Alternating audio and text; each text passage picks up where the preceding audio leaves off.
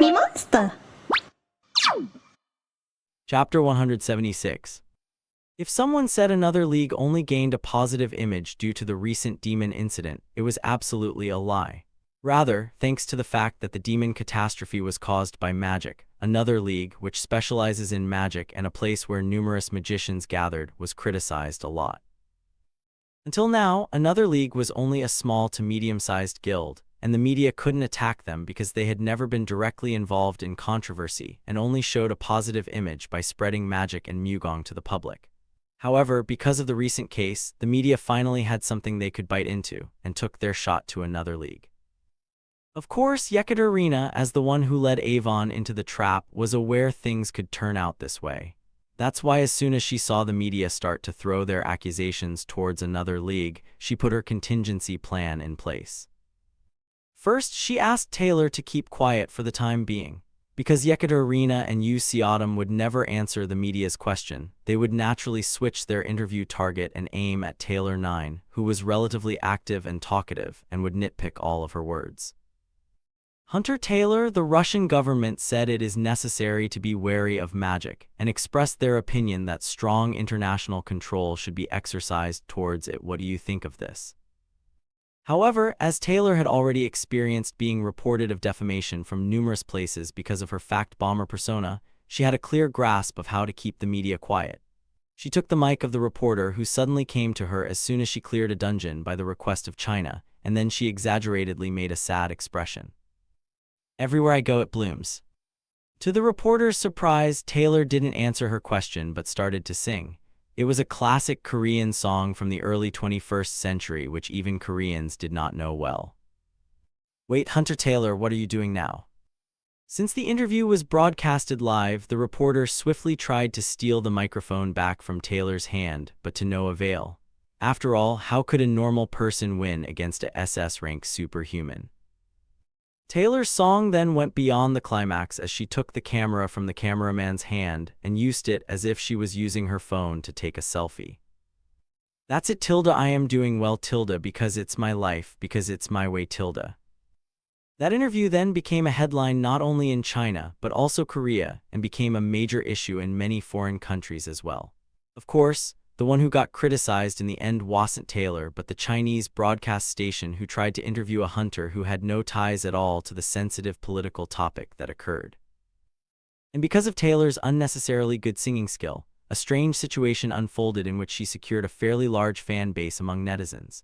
In addition, world-famous singer Helene tagged Taylor on her Stargram post and suggested they form a duet together, though it was neatly rejected with a light fuck off by Taylor, which then also became the hottest topic of the internet for a while. Of course, while all those things happened, another league didn't just play around.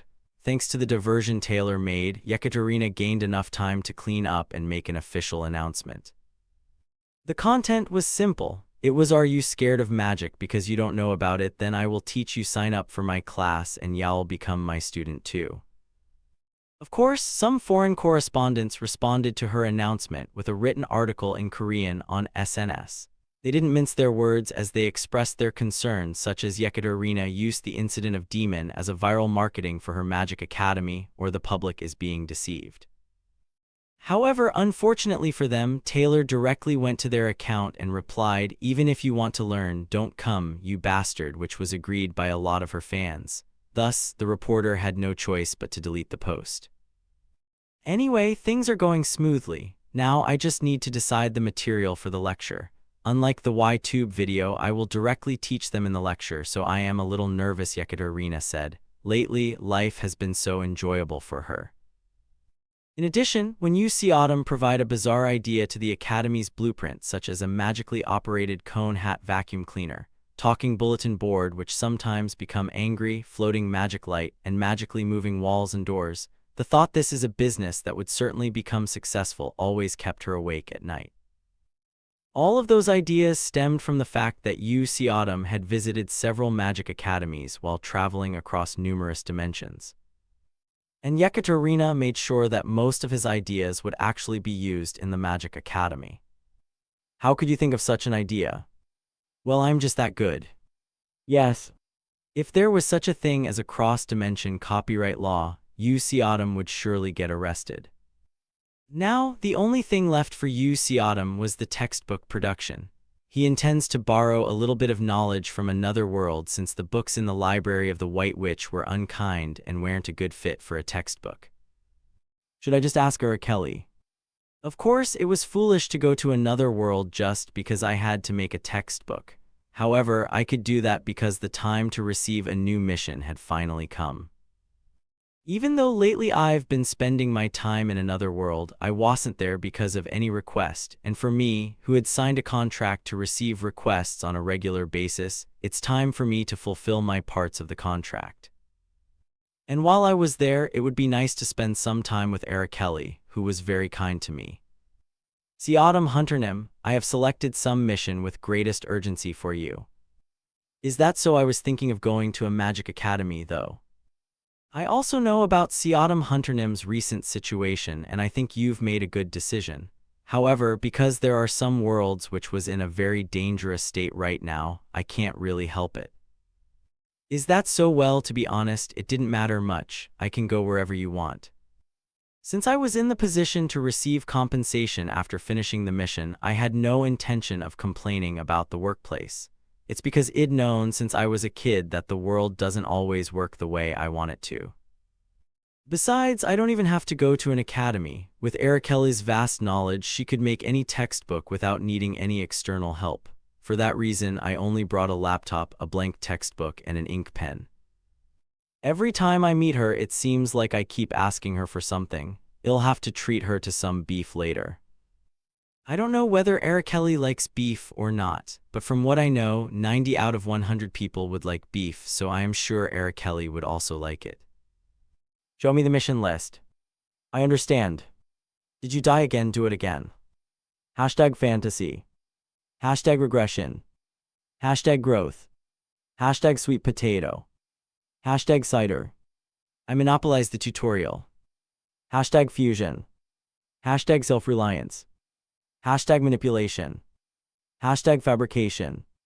When I woke up in another world, I became the teacher of the world's strongest saints, but I am only an incompetent commoner, so I'll make a harem filled with the world's strongest saints. Hashtag harem. Hashtag growth. Hashtag munchkin. Hashtag saints. Hashtag hidden power.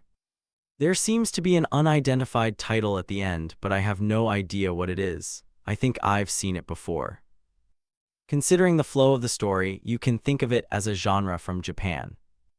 Is that so? It seems it was a dangerous world to go to. Even if I had to go to that world in the end, I wouldn't do it right now because it was a genre I was unfamiliar with. A familiar regression genre would be better, but the difficulty level in that world was strangely high.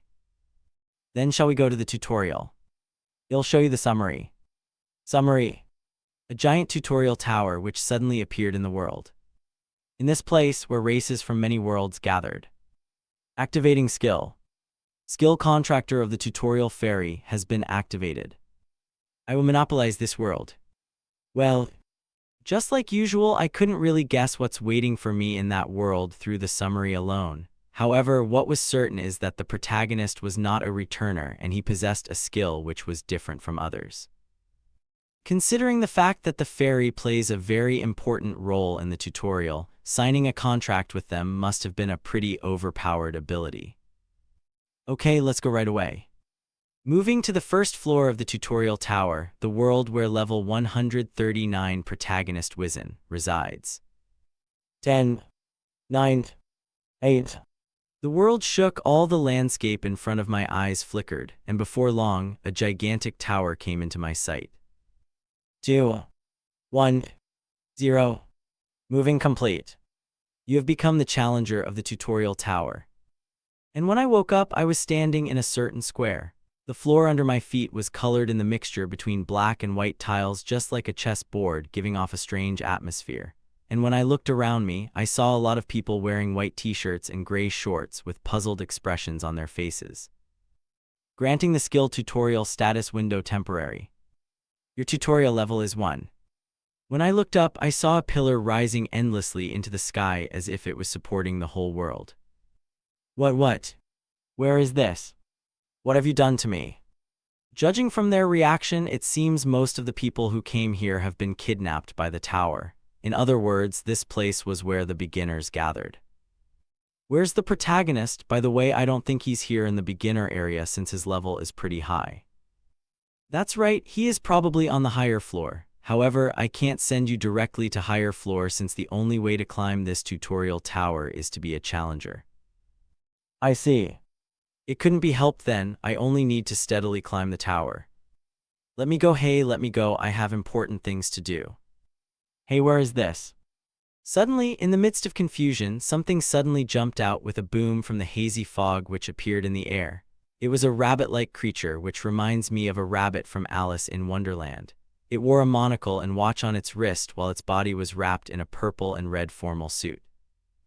Nice to meet you everyone, I am a tutorial fairy. Now shall we start the tutorial? The square was completely silent at the words of the rabbit no, the tutorial fairy. However, moments later, the silence was broken as a middle-aged man who looked like a mouse suddenly screamed. What nonsense is that? Do you know who I am? Do you think y'all be fine after doing this to me? Send me back now. The fairy only smiled at the man's outburst, and somehow I was able to predict what would happen next, so I hardened my face. What?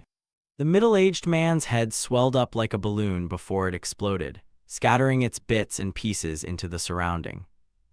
This is why I hate humans. By the way, is there anyone else who wants their head to explode?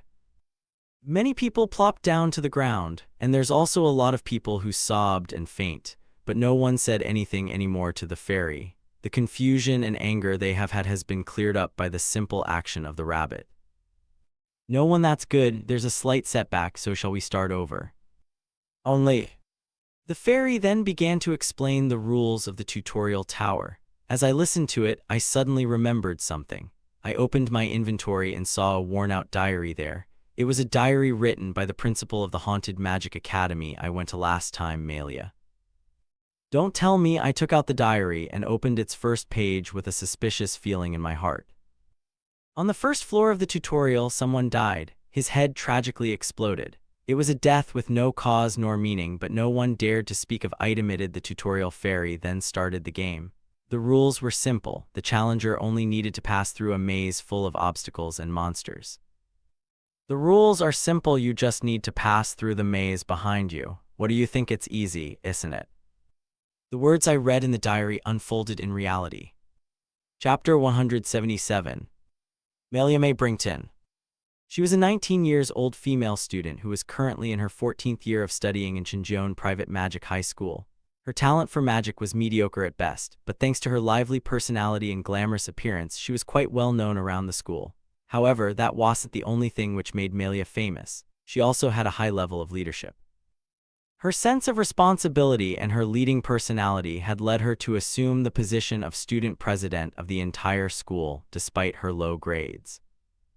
She was always a daring and courageous leader who could solve practically any problem that came to her with her wits. Nice to meet you, everyone. I am the fairy of the tutorial. Let's start the tutorial, shall we? If she wasn't kidnapped into this hellish place called tutorial, she might have believed that for the rest of her life. At that time, Melia and 11 other students from Chinjeon Private Magic High School were somehow chosen to become the challenger of the tutorial tower.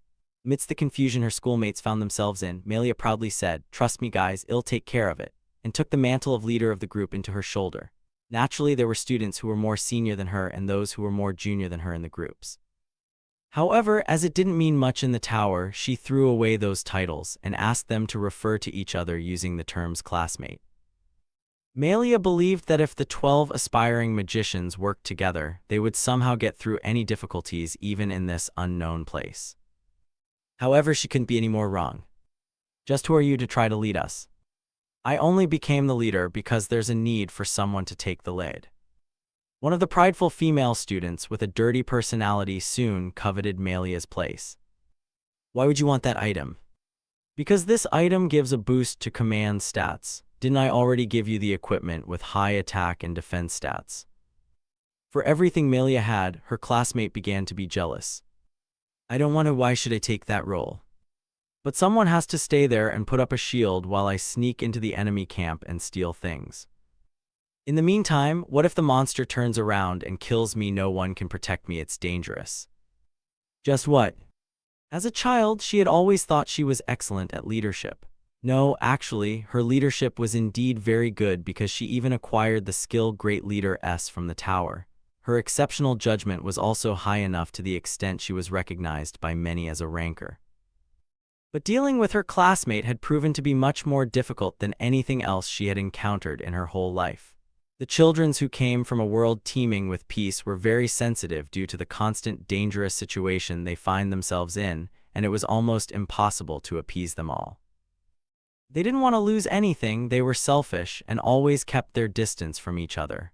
They would immediately explode when they received insufficient compensation or took on a more dangerous task than others.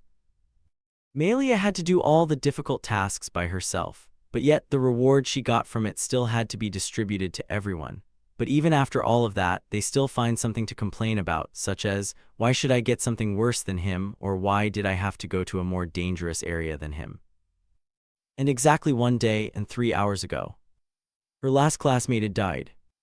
In the 10th floor of the tutorial tower, which was called by many challengers as Challenger's Tomb because of the fact that 90% of all the challengers give up and reside there, Melia erected her 11th tombstone. Underneath the pouring rain, Melia blankly gazed at the new tombstone where her last friend slept forever. It had been over a year since she arrived in the tutorial tower. In the meantime, she was able to climb to the 10th floor thanks to the help of her friends who had died before her. However, she was still far from the finish line. The real challenge was just about to begin. Will she be able to climb the tower that she could not climb even with the help of her friends on her own, no matter what it takes? She promised herself she would make it through. If she didn't climb, she would be trapped in this hellish 10th floor forever, and she didn't want that. The 10th floor of the tutorial tower was a place with no law and no guilt. Robbery, murder, rape, blackmailing, and kidnapping were common occurrence here.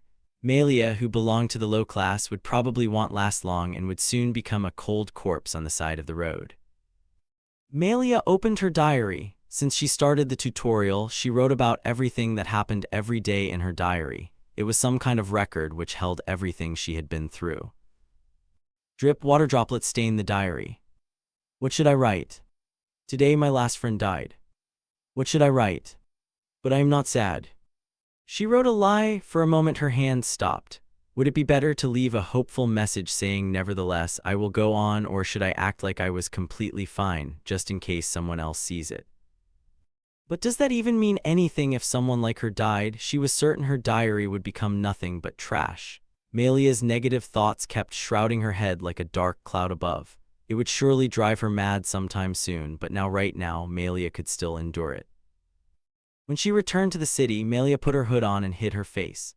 Her pretty face was still the same as what she had back in school, but in this gutter, such a pretty face without any power would only turn her into a target of many people. She will be treated like an overnight doll by the challengers of the tutorial, without any regards of what kind of life she had been living. Hey, did you hear the news? Are you talking about the news of Challenger UC Autumn, who went up to the 60th floor even though he went solo? After Wygen and his party, I think he's the first challenger to reach the 60th floor. And for me, he's more amazing than Wygen since he did it alone. Didn't he get there only half a year after entering the tower? Meanwhile, there's so many people who were trembling on the 29th floor for half a year. Melia listened to the conversation around her. One of the main reasons why the lower floors of the tower had become a lawless zone was because of the challengers with high-level equipment and many skills who come down to the lower floors after going up to the upper floors. With their overwhelming strength, they often intimidated challengers from the lower floors, which created a serious gap between the strong and the weak. They even made a caste system with that. In fact, the ruler of the 10th floor was Dahilante of the Wings of Heaven Guild, who had climbed to the 56th floor. While the members of Wings of Heaven Guild keeps progressing through the dungeons they monopolized, and with the help of items they got from their guildmate who had climbed into the higher floor, those who did not have it become more and more depressed as they felt their dreams of rising to higher floor drifting further and further. Hey, bow down. They are members of the Wings of Heaven Guild. Through the dark and dreary streets, Melia could see the challengers bow their heads down when men in disproportionately glamorous silver and gold armor appeared. Melia herself was also included in those challengers who bowed their heads down. Challengers of the 10th floor, I will make an announcement. A while ago, we, the Wings of Heaven Guild, discovered an unknown dungeon. It is located on the 10th floor of the northern part of Ryuka's habitat, and we are going to share this dungeon with you guys. We are looking forward to your participation. A dungeon. Are there still dungeons left on the 10th floor? Oh, I can't believe it. The crowd around Melia becomes rowdy by the sudden revelation. The level of one's strength in the tower was determined by two things. The first one is skills. The number of skill slots every challenger possesses will increase every time they climb through 10 floors. So it was only natural that the higher the challengers climb, the more powerful they are. Second is the equipment.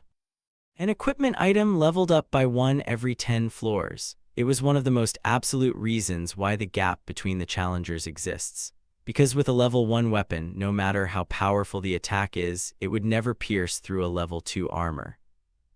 The problem is, such equipment items could only be found as a drop item in the dungeon. And since most of the dungeons that currently exist on the 10th floor have all been occupied, it was good to say that there was almost no way for new challengers to obtain equipment. In other words, there was no opportunity for a new challenger to challenge the 11th floor. All other fixed dungeons were monopolized by the Wings of Heaven Guild. In other words, there's no way to get equipment other than to become their slaves. Melia didn't want to do it even if she died. After all, she was well aware how women were treated here, and it was very easy to predict how terrifying it would be to enter the Wings of Heaven Guild. Currently, most of the equipment Melia had was only level 0 equipment she had obtained from the 9th floor and lower. And although her staff was a level 1 weapon, it did not even have a great effect except for raising her command stats. So, the truth is, she had already half abandoned the idea of climbing through the 11th floor. But what if she participated in the expedition led by the Wings of Heaven Guild, if she could get at least one equipment item which was unconditionally distributed to all dungeon challengers? But something is strange, Melia murmured. It was common sense that Wings of Heaven Guild was selfish. However, such a selfish bunch suddenly let other challengers who were not part of their guild to the dungeon. They discovered clearly something is up. But even knowing that, they'll go too. Hey stupid bastard, it must be a trap. I can't help it. Are you going to live on the 10th floor for the rest of your life? As long as you go up to the 11th floor, you could raid a dungeon again, so you can go up. If I get one piece of equipment here, I can climb the tower again. The challengers who had no choice but to reside on the 10th floor eventually let themselves be deceived by those words. Melia as well. There are quite a lot of new faces gathered in this dungeon. I was getting tired of seeing only the face I know every day. The next day, around 40 members of the Wings of Heaven Guild and about 100 general challengers were gathered at the entrance of the dungeon. Above them, a translucent fairy with a strange shape which looks like a combination of a deer and a rabbit was jumping in the air and making quite a commotion. Those so-called tutorial fairy were the only creatures in the entire tower which knew the secret of this tower. From what Melia had heard, some challengers were lucky enough to turn their lives around and were said to be living in the upper floor currently after getting a single line of information from the fairy. They were like a goose that lays golden eggs, but no one could talk to them easily because they often popped the heads of humans. Melia was certain the fairy was aware about the secret of the dungeon she would soon enter, and as she didn't want to miss it, Melia carefully listened to the fairy. At least they didn't lie when it's about the tower's challenge. Now, the rules of this dungeon are simple. It is choose the door of truth. There are many doors in the dungeon, but there is only one real door. You must try to find the door which would lead you to the truth. What if you choose a door which wouldn't lead you to the truth? Unfortunately, you have no choice but to die. What? Wait a minute.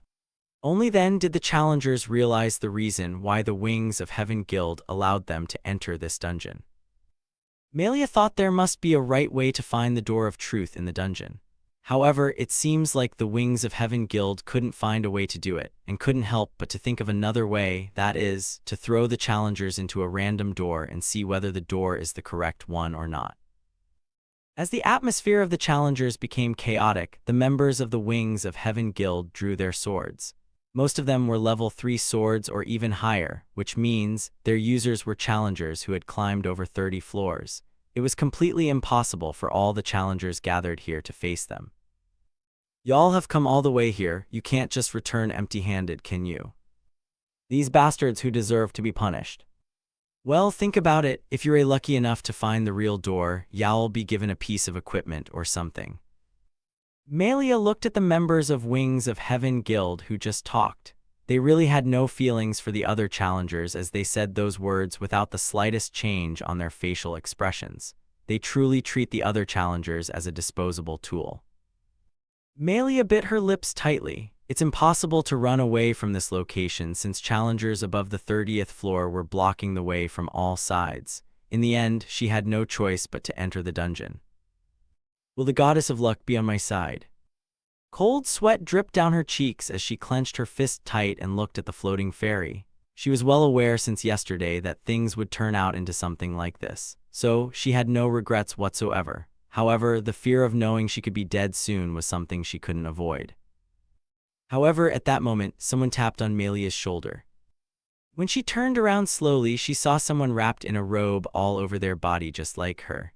The person was a little bit smaller than herself, and when she threw them a look of "Why did you call me?" the person lowered her hood. Then, a long black hair resembling the night and blue eyes resembling the deep sea appeared from beyond the hood. Melia couldn't help but get mesmerized as she was such a beautiful girl. For a moment, that person's beauty even made her forget all the hard times she suffered through in the tower. Then she asked quietly with an innocent smile plastered on her face towards Melia, "Don't you remember me? I've been looking for you for a long time." "I'm sorry, I don't remember you." "Only. Is that so? It seems this is our first meeting, though for me it's already the third time." "Yes," Melia said with a surprised tone. What a waste, her face is really pretty, but it seems her head was a bit. As Melia was having such a thought, the girl reached out her hand towards her. "My name is Kelly. Please take care of me, Melia." How did she know my name? Melia was surprised once again. After all, her face was still hidden under the robe. Although such a question arose in her mind, Melia soon accepted the handshake of a girl named Kelly. Anyway, it seems like both of them wouldn't be knowing each other for long, so she thought she would enjoy it while it lasted. Chapter 178. 200 independent challengers entered the dungeon first before the 40 members of Wings of Heaven Guild. For the entire journey inside the dungeon, all the challengers were silent. Those who were chatting were all the members of Wings of Heaven Guild. After all, why should they chat with each other? They know that those who were walking next to them, or standing in front or behind them, would soon die. In the midst of this despairing and choking silence, Melia trudged along. However, unlike the people around her, she was calmly assessing their captors. There are 20 long-distance classes, 7 tanks, and the rest are supporters. Melia's eyes darted towards their equipment now. They were all wearing level 3 equipment. In other words, they were challengers that had climbed at least 30 floors. As someone with only level 0 equipment, she wouldn't even dare to dream of defeating them. Besides, I heard that the movement speed increase option is attached on the boots beyond level 3. Melia bit her lips tight. The equipment obtained from the tutorial tower becomes extremely effective as the level goes up. For example, goggles and glasses would greatly increase vision as well as reaction speed, boots boost agility and speed, armor increases defense and endurance, while weapons naturally overwhelmingly increase attack power. Moreover, while level 0 equipment has an attack power of 0.9, level 1 equipment has a defense power of 10.19. Hence, it was almost impossible to damage a level 1 equipment using a level 0 equipment no matter how hard you try, let alone against a level 3 equipment. It would be no different than hitting a rock with an egg. Resisting or running away is impossible. Is there really no other answer than finding the door of truth?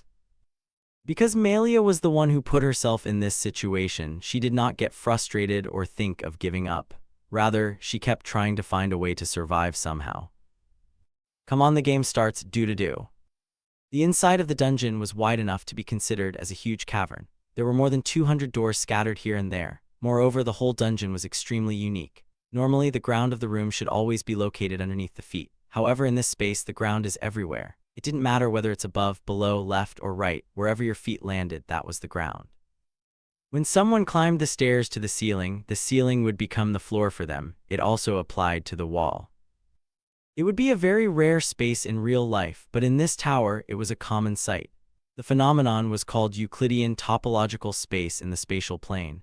a concept discovered on a peculiar planet named As, which had failed to implement the theory in that world but succeeded in bringing it to reality in the tower. Wonderful.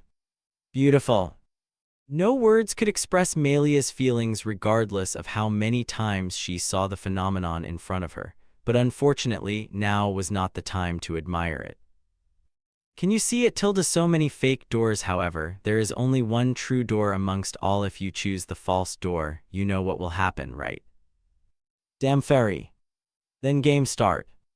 The rabbit fairy exclaimed excitedly. When Melia heard it, she thought that maybe the fairy was happy because it probably knew which door was the door of truth. Move in order from the front and open the door. Shit. You rotten bastards. If we're lucky, no one will die and it might end quickly. Independent contenders gnashed their teeth and did what they were told since they knew resisting was useless. 3 challengers who were chosen in order to open the door put their hands on the handle. They were sweating profusely as their faces turned visibly paler. Immediately after, except for one, the other 2 doors suddenly turned into huge mouths and opened wide. Moments later, hundreds of jagged teeth were exposed and instantly colored in crimson red as a total of 7 challengers were chopped into bits and pieces. The noise in the surroundings suddenly died down. Everyone was silent at the terrible sound of flesh and bone being chewed, mixed, and digested. Many were stumbling to the ground while puking out all of their breakfast. The expression of some of the Wings of Heaven Guild members also became rigid at the scene, but the challengers above the 30th floor did not show any reaction. Perhaps they did not find any value or interest in their deaths. Actually, I didn't even expect the real door would come out, so what are you doing? Keep moving. The leader of the expedition was a man who had his body covered with level 4 equipment. For the challengers on the 10th floor, it can be said that he was akin to a god. There was no one who could disobey him, so the remaining 193 independent challengers slowly moved forward. Melia bit her lip and forced her brain to think. Is this ignorant way the only option we have? It can't be. The tutorial tower was a mysterious world oriented to challenge. Therefore, there must be some answer to every mystery it gave. Even if the Wings of Heaven Guild couldn't find a way to do it and just used this ignorant method, it doesn't mean there's no other way. Wait, so Melia tried to sound her opinion towards the expedition leader. What are you trying to waste my precious time? No, please hear me for a second. Rather than doing it like this, how about doing it a little more efficiently? For example, letting everyone choose the door. Someone might find the answer if they're lucky. Why should I listen to you? To his words, Melia shrugged her shoulders and replied, we have a higher chance of dying rather than escaping anyway. Think of it as giving us the right to choose our own grave. You know better than us that we have a slim chance of escaping, right? How can we get away from rankers? In fact, the term rankers referred to great challengers who had climbed up to the 50th floor or higher, but some guild members' lips couldn't help but twitch as they heard how Melia referred to them. The expedition leader's lips also twitched ever so slightly and said, fine, I'll go with your suggestion, but if any of you think of secretly wasting your time doing nothing, I'll throw you into a door myself. I understand. Melia sighed. She had created a situation where she could choose the door she wanted, but the core problem still remains. How the hell do I find the door?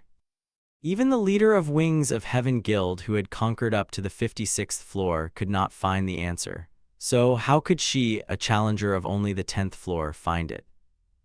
No, I have to think about it. Even if this tower is unkind to the challenger, there's no way they can create an unclearable challenge. It's over there. Melia trembled as someone suddenly whispered in her ear. She glanced behind her and saw the short, pretty girl from earlier looking up at her from below. Sorry. The 3rd pillar across the bridge, the second one from far right, it's written there. Yes. A girl named Araceli pointed her finger carefully. The place she pointed at was neither a door nor a hallway, but a mirror on the other side of the pillar, which was slanted in a very weird angle as if it had been deliberately moved that way. There were letters engraved in the mirror, and thanks to the angle, Melia could see the letters. Go this way. However, the writing was too sloppy, and the content was also not convincing enough. Who wrote that? Do you believe in such mischievous writing? Melia asked as she looked at Araceli. Yes, that's Professor's handwriting. Who is that? Melia couldn't believe Arakelli's words. It made no sense to risk your life for some unverified piece of information like this in the first place. However, because she didn't have any other clues right now, she couldn't help but grab Arakelli's arm and pulled her to the place directed by the words. She was certain there was something special there because of the fact there was a written word in this space. Why are you acting so slow? Look down to the right. What? A chill crawled up her spine as she read the words, which were directed here once again, as if whoever wrote it knew what she would do. Then, she looked down to her right just like what the words told her to, hoping she would find nothing. Jump down. Such words came into her sight. Melia was seriously creeped out now and could feel a headache incoming. However, before it could even arrive, the shout of the expedition's leader rang out. What are you doing? Come on, move. The moment she looked up, she could see more words in the mirror which weren't seen before because of the angle. Ignore that stupid expedition leader and run quickly, Melia. Crazy, this is really crazy. Eventually, Melia tightly closed her eyes and followed the words, jumping down. At first glance, the height alone was around 11 m, so she was afraid that she would suffer fatal damage when she landed. But surprisingly, the gravity when she fell kept changing and slowing her descent, resulting in her being able to land intact on the ground. Melia let out a relieved breath as she plopped down to the ground. Meanwhile, she could see from the corner of her eyes that Arakelli had gracefully landed next to her. Stay strong, you don't want to die here, do you? Arakelli smiled. Yes, Melia nodded her head, then she quickly thought back to the words she read earlier. Was it written with a magic marker in terms of the liquid's dryness? It should have been written around 6 months ago. But why was it written as if the writer knew about my current circumstances? What the hell? Hey Melia, let's move, we don't have time to rest. Yes, okay. Arakelli grasped Melia's hand and led her. Save me. Meanwhile, numerous screams continued to resound from somewhere else. Inside the dungeon called the Door of Truth, there were numerous traps except for the door, and those screams were probably from people who were being attacked by it. That's right, I don't have time to worry about stuff like that now. I have to focus on matters at hand. At that time, Melia slumped forward as she was kicked. She was sure it was Arakelli who did that. Then a sharp guillotine suddenly passed over her head. Crazy. Without giving Melia time to be surprised, Arakelli said, Crawl 7 steps forward, hurry. Yes. As Melia followed her words and swiftly crawled forward, Arakelli once again said, Roll 3 times to the right. Melia couldn't afford to think why she said it. She just did what she was instructed to. To her amazement, 3 poles suddenly came down on the spot where she had been lying down just moments ago. Now get up and walk. After 12 steps, turn your head. Shortly after 12 steps, a stone statue of Medusa, which could turn anything into a stone with a single eye contact, appeared in front of her before instantly disappearing. Thanks to the precise timing of the turn, she was able to avoid being turned into stone. Good, now go straight to the right. On the 3rd block, briefly cling to the wall and then go straight. Here, count 1, 2, 3 and run, then jump from the first pole. Also, something just rubbed against my ankle. What the hell is this girl? How did she know all this? Melia glanced at Arakelli as she continued to move. She was walking leisurely while reading something that looked like torn paper. No. Yes. You can't see this yet. The probability would be consumed enormously if you read it. If something goes wrong, Professor could be in danger, so you should never look at this, understand? Ah, yes. By the way, you are the type of person who writes a diary very meticulously, but why do you chew gum 60 times before spitting it out? I was originally medicu, no? How did you know about that? Just who are? Never mind that, get down. Bang.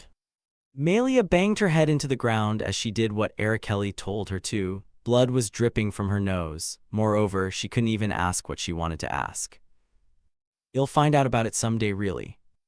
With that determination, Melia ran and ran again to survive. For some reason, she could trust whatever the mysterious girl told her to do. 60th floor, Metro City 3193. While wearing sunglasses, UC Autumn sat on the roof of a building and looked at the night view full of neon signs underneath. In the tutorial tower, there was basically no life except for the AI system called NPC and the challengers in this futuristic city. As he was enjoying the sight of flying battleships in the night sky above and numerous self-driving cars galloping along the transparent road, a gray-skinned android dressed in a maid uniform suddenly approached him and held out a tray towards UC Autumn. "Challenger UC Autumn, I brought the raw rice cake soup." "Oh yeah, thank you, but stop stuttering. That is not programmed, so I can't." "Just download it." "Well, I already did download it, Bob, but it's my habit, so I can't fix it." "Is that something a computer should say?" UC Autumn said as he rose from his seat. Then, he activated his stage point. It was technology which could take him anywhere in the whole 60th. As the concept of the floor was time war between humans and machines, the time zones of every point were different. Metro City, Void Battleship takes you to 2979. After a moment of closing his eyes, UC Autumn was greeted by ruins of numerous buildings which had been completely destroyed underneath the sea of fire, even though it was the same city as moments before. However, since the stage he was in currently was already cleared, there were no monsters left. The only thing bothering him was a huge battleship above which was slowly descending while occupying half of the sky. That battleship was a very important part of the story on this floor because it symbolized the defeat of humans and at the same time signaled the arrival of the machine age. Even so, for UC Autumn, it was only a side dish for his rice cake soup. "I hope Kelly is doing well." While he was climbing the tower, he had left a few pages of the diary to Kelly and spent some leisurely time with her on the lower floor while creating the magic textbook, which was the original purpose why he came to this world. Unlike in the past where she had always arrived first and given him support, this time she arrived after UC Autumn. That was why he could finally repay some of her help by giving her something like a bus. Translator's note: bus is a game term for power leveling if you don't know. In this, a higher level player carries the lower level player to power up. From the 60th floor onwards, it would become more difficult to do so, because going to the lower floors was restricted until the stage was cleared. However, giving up the stage progress and going down was also impossible because he had to check the unique growth of the protagonist Wygen. "I have to be patient and wait. To hunt Wygen, Melia's help is essential. I already marked everything in the diary while climbing the tower, so they will be arriving soon." After thinking about it for a while, 5 shadows appeared from the sky afar. Since there was not a single living thing here, it was obvious who came. The protagonist Wygen and his party members. "It's you again, UC Autumn." It's been a long time, right? It's nice to see you after 3 hours of separation." "Just move away." "I'll do so, but where did one of your friends go? You were originally a party of 6. "I threw him away because he was kidnapped by the Machine Corps. There's no need or reason to save some baggage. Need another answer." "I did expect it, but still, he was a total psycho who sought extreme cider." "Is your party holding you back? Throw them away." "Is there someone in his party who is bothered by his opinion? Kill." But no one could stop him. After all, Wygen possessed a cheat skill that allowed him to communicate with the Fairy of Tutorials, the omnipotent beings who made this giant tower and monopolized all kinds of information within it. Even UC Autumn, with his future record, did not dare to fight head-to-head against the power of information. Melia's tutorial diary only records what happened to her in detail, and there was no record of any dungeons or events occurring whatsoever. Furthermore, even if he knew the future, it would be difficult for UC Autumn to use it. It was because the act of preoccupying the future knowledge is a serious violation of probability. UC Autumn, you too, stop your foolish act and join my party. You are worthy, unlike the other useless bastards. You want this big bro to bow to you and crawl under you? Not a chance. Don't you know to break through the 60th floor, we must cooperate with each other? Can't I just stay here on the 60th floor after all? Interfering with you is the funniest thing. Words just don't work with you seriously. Wygen drew out his black sword. He was going to fight UC Autumn in earnest. However, wing. Suddenly, sirens echoed from the void battleship above. Then, a message was sent out to the whole world. Night of the Machine has arrived. Annihilate all humans living and breathing on this earth. Only annihilate. In an instant, blue light covered the earth. It was scanning for any sign of life left. From what UC Autumn knows, soon, the moment a life signal was detected, they would bombard it with laser bombardment. He had to move to another stage point quickly. Then Yu Autumn looked at Wyjin, who had a sour expression on his face. It seems like he had realized what Yu Autumn was doing, obstructing him from entering the dungeon. However, unfortunately for him, Yu Autumn's body had started to disappear. Rotten bastard. In many ways, he was an evil man until the very end. Chapter 179. In Metro City 3193, the sun never rises.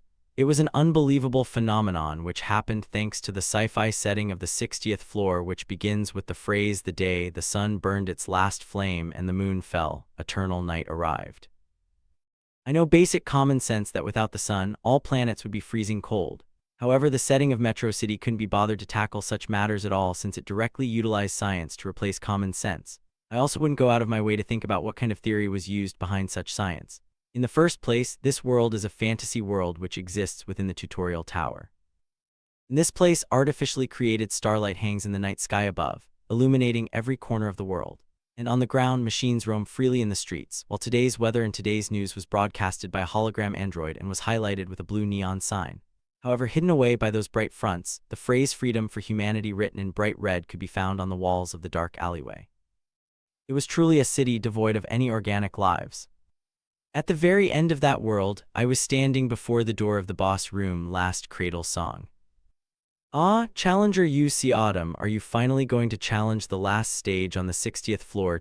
I've been waiting for you. Behind me, a translucent woman whispered into my ear. She was the tutorial fairy who oversaw the 60th floor. Even though she had a pretty smile plastered on her face right now, I didn't get deceived by it. I know just how vicious her personality could be once I actually start challenging the stage. Unfortunately, I came here because I have other business to do. Oh, do you know just how much the administrators are looking forward to your move, Challenger Yu Autumn? Are you that happy because the administrators were interested in the 60th floor? Of course, so can't you just give it a try? I was well aware that the administrators who built this tutorial tower were interested in me. After all, there's nothing more fun for them than seeing humans struggle for their dear lives. The administrators were somewhat similar to the constellations I met in one of my missions, but they were more desperate than the constellations as they had to raise their class in order to prolong their lifespan. The only way to do it was to give an outstanding challenger their skill and protection. The way, Challenger Yu Autumn, why don't you choose a sponsor? You don't have any protection yet, do you? I am sure you will receive a lot of love from the administrators. I climbed through the tower at a fairly high speed, only behind Wyjin in terms of speed, and had received numerous contacts from the administrators. However, I turned every single one of their offers down. The reason was simple: I don't want to be their puppet. If I become an administrator's contractor, my action would be severely restricted and I would have to say goodbye to hunting Wyjin. Besides, the blessings don't mean much to me since it will disappear once I return to Earth. Well, I don't really feel the need to have one. I'll take care of myself, so just shut up. Hey, watch your tongue when you talk about the administrators. Do you want to die? They are welcome to try if they want. Every time I uttered such rude remarks towards the administrators, who were no different from the god of this world, the fairy would always get scared and disappear. However, no matter how rude I am, the administrators never tried to kill me. Even now, I believe there were several administrators who were heartbroken because I once again refused their protection. Thinking about it, it's been half a year since I entered the tutorial tower. Since time in this world flows 15 times faster, only about 12 days have passed on Earth. I need to slowly proceed with the mission. In the process of going up to the 60th floor, I had interacted with Kelly and had successfully produced a magic textbook, my original purpose of coming here. However, as of now, it was still impossible for me to hunt Wyjin, the protagonist, so it was inevitable to get a little nervous. Do you perhaps have any other plans? It has been 6 months since I came here. It was no wonder that the system asked me with a worried tone. In the first place, hunting Wyjin, who was loved by a fairy of the tutorial rather than simply being loved by the world, should be difficult even in her eyes. Well, I have some. Suddenly, I remembered the time when I first encountered the tutorial stage. The way to clear the stage is simple. You just have to go through that maze that unfolds behind you. How about it? It's easy, isn't it? It was really easy for me. because in Melia's diary, the necessary trick to pass the maze as well as the placement of the traps which the fairy did not tell us were written in detail. However, there was still a man who arrived earlier than me. It was the protagonist, Wyjin, the man who was protected by a tutorial fairy. I had acted according to the record left by the future Melia. However, was the path she took 100% correct in the diary? The phrase "I failed. It has become irreversible" appeared quite frequently, and in most cases the correct answer did not appear. Also, the path she had taken was only a conclusion she barely reached after wandering around the stage. It means that I wouldn't be able to follow Wyjin, who under the guidance of the fairy, moves faster and more efficiently than anyone else. But still, even with those handicaps, I have to climb the tower. After all, the only way to kill Wyjin, who had made a contract with a fairy in the tutorial, was to climb the tower. Did the fairy really sign a contract with a challenger like Wyjin, who didn't know anything? Of course not. Using story, one of the skills of Protagonist Hunter, I found out the reason why the fairy made a contract with Wyjin. All fairies in the tutorial tower want to look good in the administrator's eyes, and since administrators were on a constant lookout for an outstanding challenger, the fairies hoped they could present one to them and could share the same class as the administrators once it happened. Wyjin noticed the circumstances of the fairies and asked one of them for a contract. If it's a fairy who created a great challenger, maybe you can become an administrator like them.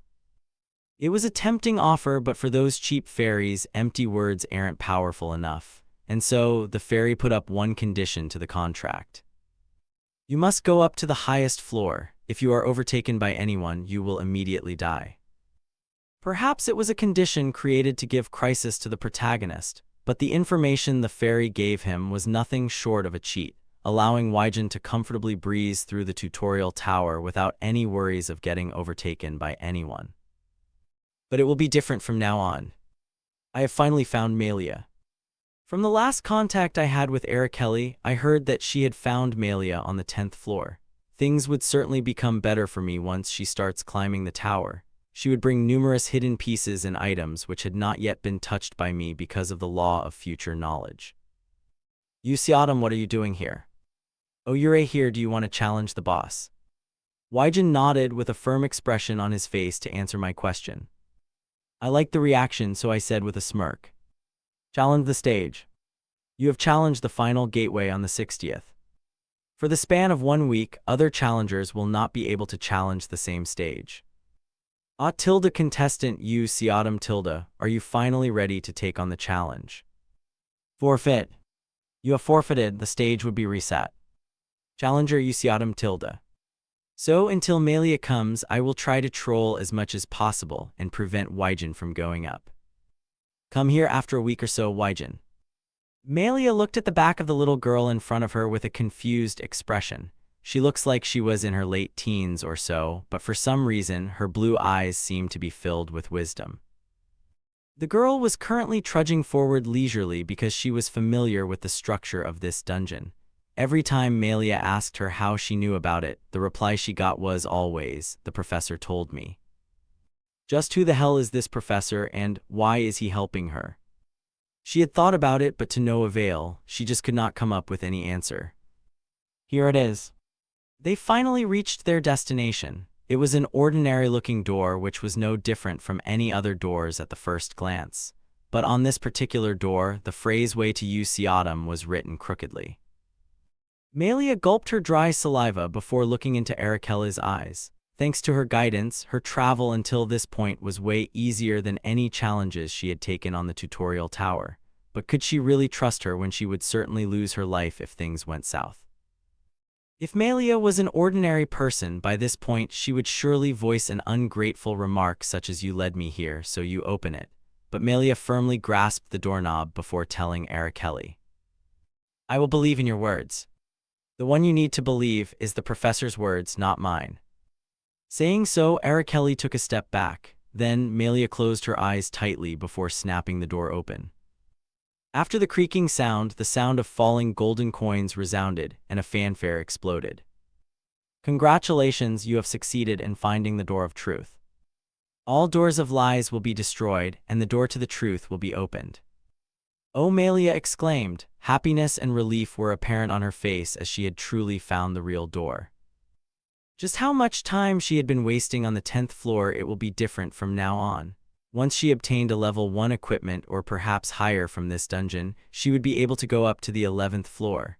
Once she did that, she would also be able to hit the upper floors all the way up. I too can finally climb up. The happiness she felt was really overflowing, making it difficult to keep her expression in check. As she sat down on the floor and smirked, Araceli came up to her with a smile. Good for you. Yes, thank. Before she could even finish expressing her gratitude, she heard footsteps echoing in the distance. More than 100 challengers who were able to survive thanks to her swift discovery of the door were approaching the place she was currently at together with the members of the Wings of Heaven Guild.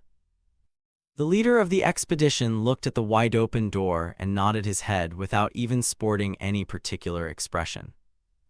Good find. No one pointed it out, even though it was a very rude act. No, all the independent challengers in this place would rather consider him a big brother rather than defending Malia. Anyway, they had survived and they would be able to receive level 1 equipment for free. However, the fairy suddenly poured cold water on their heads. Too bad, didn't you know that only 40 people can enter the Gate of Truth? What? Wait a minute, only 40 people, what the hell is that? Malia thought if it was 40, it exactly matches the number of Wings of Heaven Guild members who were present here. In other words, they must have already heard this condition from the fairy and had come accordingly. Now that it has come to this, you must all die here. The story goes according to this obvious scenario. Malia bit her lips tightly while color started to leave her face. After all, it was absolutely impossible to either run away or fight against those who at least had level 3 or level 4 equipment. I've come all the way here, yet you want me to die in such a vain way. Without realizing it, she took a step backwards. Other independent challengers were also doing the same as her, slowly taking a step back. No matter what kind of tricks they might try, it was impossible for them to get out of this closed dungeon alive. The members of Wings of Heaven Guild would surely kill all the challengers here for the sole reason of destroying evidence. Those who are dissatisfied with this decision, come forward now. However, no one said anything as they all either bowed their heads or turned away. If they were bound to die, they thought it would be better to die a little later than anybody else. There is no reason to accuse each other of being a coward. Anyone would naturally do that. Get out of my way. When there was no one in the way, the expedition leader drew his sword and approached Malia and Araceli. A level 4 sword on his hand flashed brilliantly. Malia was sure as soon as it touched a level 0 insignificant robe, the robe would be mercilessly torn apart. Nevertheless, Malia forced her heavy feet to take a step forward. Although she had only met Araceli for a short while, she must try to protect her who had worked hard for her. I am going to stop him, so go inside. With your knowledge, you can clear the dungeon in an instant, right? Yes. Then Araceli looked at Malia and then at the door with a perplexed expression. Hurry up, they have exactly 40 people. They will not let anyone else in. Yes, I know that. When the expedition leader came closer, Malia hastily unleashed her magic. Magic shield. When the blue wall was created, the expedition leader's expression changed. It seems like he was slightly interested in Malia's magic.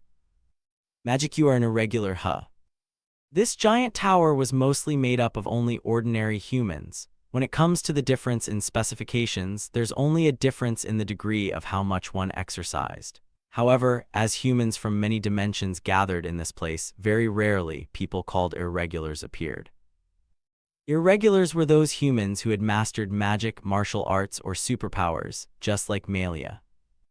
The best example of irregularity was a ranker called Siadam. He was able to use a powerful power without receiving the system, skills, and protection of the tower. Although Malia had only studied a little bit of high school and didn't get good grades, she had honed her magic and was able to use it in case of need. Hurry, enter the... Malia's word was cut off as her hastily constructed magic shield shattered by the sword of the expedition leader. But you are weak, it's so pathetic to call something like that magic. You're just trying to get into a fight like this. Due to her inexperienced magic skills, the shield broke and her magic heart was overloaded, so it would be unreasonable to use her magic once more. It's impossible for me to stop a 40th floor ranker even for a moment. Melia felt miserable, but that didn't mean she would give in. Even when she knew her death was approaching, Melia still gave him a viciously glare. Then the expedition leader raised his sword with an indifferent eye. Melia felt some pure white light had passed by her side. Then, moments later, the level 4 sword fell to the floor in two. Eventually, Melia came to her senses. She saw that the expedition leader was lying on the floor with both his arms and legs cut off. What? Before Melia and the expedition leader could fully grasp the situation, Araceli took 2 steps forward. With a smile on her face, she opened her mouth. You are a brave one, aren't you? But you don't have to overdo it. Yeah, you were also an irregular. Probably so. Can we enter the door now, though? I don't even know what was waiting for us there. After saying that, Araceli reached out to the rest of the guild members. Meanwhile, Melia hesitated for a moment with a stiff expression on her face before nodding her head as if she had decided on something and headed towards the door of truth. Yes, let's go. At this moment, Melia began climbing the tower. Chapter 180. A message is delivered from the tutorial tower. At 7:39 p.m. today, Wyjin and 7 other challengers have succeeded in completing the 60th floor. A month after Yu Xiaodam started trolling Wyjin for the 60th floor's boss room, Wyjin finally managed to conquer the boss. Even though Yu Xiaodam had tried to stop him by using every trick in his arsenal, Wyjin was still able to slip through thanks to his fairy's buggy play and cheats. And since all the challengers in the tower would be notified when the current highest unconquered floor was cleared, rumors spread quickly. Did you hear that after a fierce encounter between Yu Xiaodam and Wyjin on the 60th floor, Wyjin finally climbed to the 61st floor first? While Yu Xiaodam was stalling Wyjin, Melia, along with Araceli, conquered the tower at an outrageous speed. It was not only thanks to the diary that Yu Xiaodam left for Araceli, but also thanks to all the hints he left in various places around the tower, which was executed perfectly thanks to Melia's excellent judgment. Melia's instantaneous judgment and ability to respond to crises were amazing enough to astonish Araceli. She even admitted that this tutorial tower, which was full of mysteries and riddles, was a perfect environment for Melia. Thus, they easily conquered 10-19 floors and reached the 20th floor. I think I've heard something like that. Didn't the rankers on the 50th floor say that the theme of the 60th floor is cooperation, and you will need a party member for each position? Isn't it already a widespread story that Wyjin recruited a few challengers who had been staying on the 59th floor for several years, and brought them to the 60th floor through his contracted fairy? Right, they looked like they wouldn't ever be able to break through the 59th floor, but with Wyjin's help, they went up right away. On the 20th floor, the stage was desert-themed. It was called In the Dry Desert Sea. True to its name, it was a place with a vast sandy land that stretched up to the horizon. There, Araceli and Melia strolled through the ruins that had been converted into a city and overheard the story about Wyjin and Yu Xiaodam, who were competing to conquer the highest floor in the tutorial tower. Since Yu Xiaodam is a solo player, won't he be unable to climb any further? Well, he even completed the mystery of the triangle all by himself, even though it is said to be a stage that requires at least 4 people. So I am sure he will go up soon. But I heard the trick he used for that stage. It was very unusual. Melia's ear perked up at all of the rumor. It was apparent that she was interested in the challenger called Yu Xiaodam. Unable to keep it for herself, she turned towards Araceli with an excited expression plastered on her face. Isn't that Yu Xiaodam great going up there alone and all? If it's me, I wouldn't be able to do it. Being alone was a huge task. Even a small mistake could easily lead you to your death. If you had a partner, you could trust someone and rely on someone. You could lean on them a little bit when you are tired. And when you are mentally exhausted, they will support you and give you strength and courage to move forward. However, Yu Xiaodam never had a companion and had climbed the tower all by himself. Although it may seem foolish at first glance, Melia, who could not do anything without someone by her side, felt that he was quite admirable and wonderful. At her words, Araceli smiled softly. That's right, he is a wonderful person. Right. Although it had been only a few months since they met, Malia had become quite close to Araceli as they had taken a life-or-death challenge together. And from what she had witnessed throughout their journey, she concluded that Araceli was not just an ordinary irregular but an overspec irregular. Aside from her powerful magic, Araceli also possessed considerable self-defense skill. Her technique and agility was perfect. Moreover, she also possessed a deep knowledge which was unfathomable to Malia, so even when she didn't use her magic, she was still very helpful.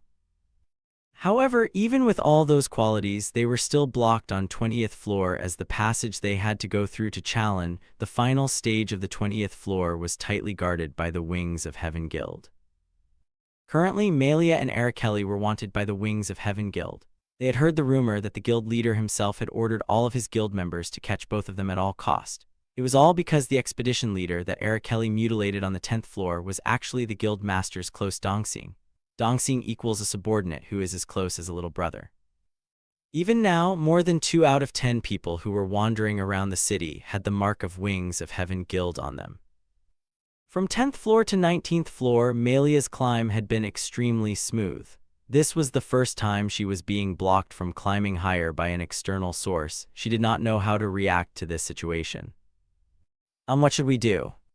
With her hood pressed down deeply to cover her face, Malia glanced at the passageway leading to dozens of archers in the distance.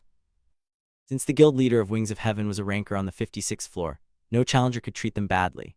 If Malia and Araceli want to stand a chance against Wings of Heaven Guild, they need to get help from a ranker who is on a higher floor than the guild leader of Wings of Heaven. The ranker could suppress his power. However, it was improbable to hope for that kind of miracle to happen since rankers were rarely interested in petty squabbles happening on the lower floors. Even Araceli, who always had everything figured out according to Malia, had a shadow casted on her beautiful face. There seems to be no other way other than a head-on breakthrough. Araceli said so after a long deliberation. If only she could use her original powers, she would be able to sneak towards the final stage room pretty easily by using invisibility or space transfer spell. However, since Araceli had almost no natural mana recovery, only a small amount of mana was left on her body. It was only enough to barely maintain her vital activity. In other words, it's impossible to fight them. Once we get to the stage, other challengers can't interfere, right? That's right.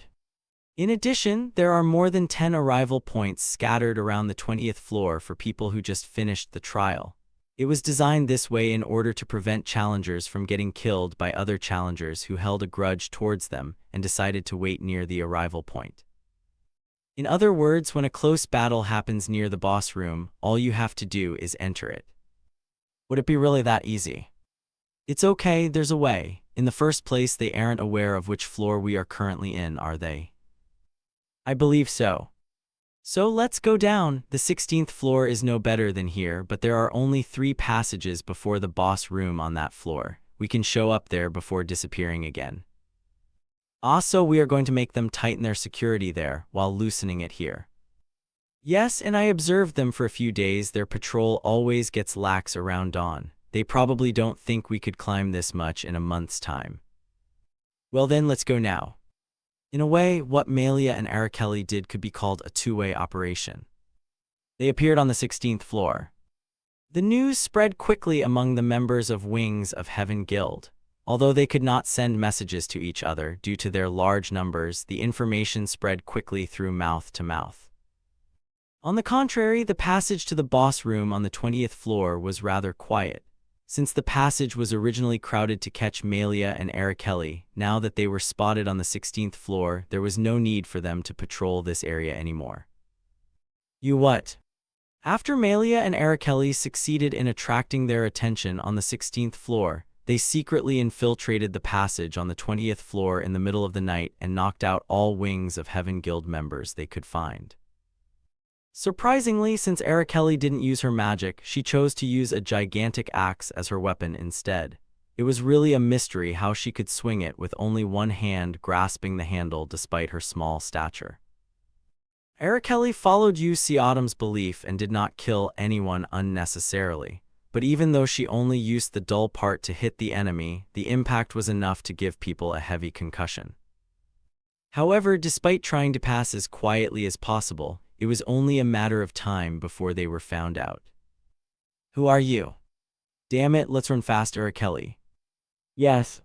An arrow of light exploded behind them and hit the ground. It looks like there was an archer class present on the rank of Wings of Heaven Patrol Squad. They were extremely troublesome enemies since they were capable of relentlessly pursuing enemies from a distance, though most of their attacks were negated by Melia's barrier magic. Another class present in the patrol squad was Thief class. They were the most difficult to deal with as they were quick and agile and were good at chasing enemies. Every moment with them on their trail was a tense one as they could always suddenly appear from the shadows with a poisoned dagger on hand. We are in big trouble. There are more and more pursuits. Looks like the guild members from other floors have been contacted. Damn it. There were still 300 meters left to the boss room's door, and dozens of guild members had already gathered in front of it. Some of them were even challengers from the 30th floor or higher, so it was absolutely impossible to face them. Even though Arisley and I have a level 2 weapon, if we fight against them, we will lose. We shouldn't get caught here. But how? There must be a way. At that moment, something entered her vision. It was something written crookedly and was just a sloppy combination of letters, but it was definitely the word slide. In response, Melia slid without thinking further and was able to apply a killer tackle to the face of someone with a thief class who just rose from the shadows. When Melia turned her head, surprised by what she just did, she saw Arakeli nod her head towards her before she once again looked forward. Melia's mind was really complicated. No matter how hard she thought about it, it really didn't make any sense. Even if it was just an act to get her attention towards somewhere, just how did that person know where she would look? Roll forward 3 times and jump up. Without hesitation, Melia rolled forward 3 times and jumped high. Then, all of the archer's arrows fired towards her back hit the floor. With a difference of only 0.1 seconds, the archer class special moves, which had always pursued the enemy until it hit, missed. What is that movement? I can do it. Such a confident thought rose in Melia's mind. That person, the person who was both faceless and nameless for her, was helping her again, and when his presence was with her, she believed she could overcome any crisis. I can go higher. Melia thought so and moved forward. This exact situation was later on described in her diary. In a perilous situation, my eyes locked towards the cliff wall in the distance. At exactly 4:18 a.m., the dark cliff suddenly twinkled. At first, I thought it was a starlight. However, I was wrong. It turns out to be a letter written in luminous material. It appeared for 10 seconds in front of me before disappearing once again. But the reason I was able to see that sentence at that moment was really accidental. I rolled 3 times just like what the letter written on the cliff told me to before jumping high into the sky. By doing so, I was able to avoid 3 arrows in a row and was able to trample the head of the assassin who was approaching my ankle. But I do not consider this to be a mere coincidence. I believe it was a protection given to me by someone who knows me and my destiny from the distant future. And about 5 months ago, when Autumn was still on the 20th floor. This goddamn diary. As he hit the back of the chisel with a hammer, Autumn lamented the situation he was currently in. The cliff wall towering on the distant place was literally only a background to the entirety of the stage on the 20th floor. It's a place where no one cares about and a place no one would explore. Autumn, aren't the letters a little bit twisted? I don't care, I just hope she will understand it, even if it's only roughly. However, there's only one reason why he still did all of this hard work even though he really hated it.